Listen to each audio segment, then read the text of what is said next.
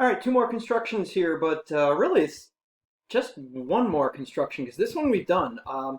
To find the perpendicular bisector of a given segment, it's the same as finding the midpoint of that segment. So when we did the midpoint to find the medians and therefore the centroid, we also actually were finding and drawing the perpendicular bisector. We just ignored the fact that it was a perpendicular bisector and focused only on the midpoint. So let's walk through that again.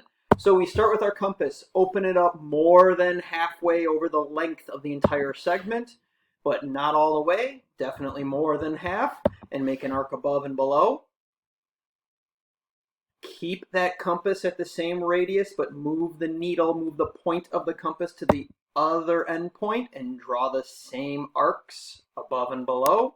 We've now intersected arcs above, intersected arcs below. If we connect those intersection points, they will meet at the midpoint, but that is also a perpendicular segment. So the pink line here is the perpendicular bisector of segment PQ.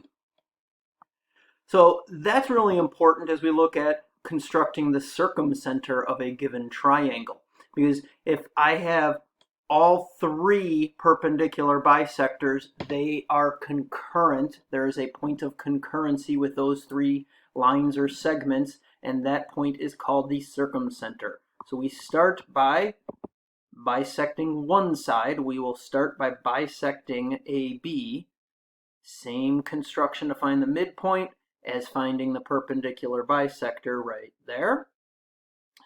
Now I'm going to find a second perpendicular bisector. In this illustration, we'll do side BC, but we could easily do side AC as well. More than half of BC, both sides.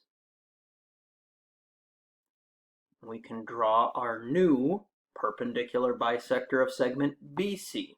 So that segment is now perpendicular and cuts BC in half. This is perpendicular to and cuts AB in half. I could do a third one that would be perpendicular and cut AC in half, and all three would meet right there, which is at the circumcenter. Point O is called the circumcenter of that triangle.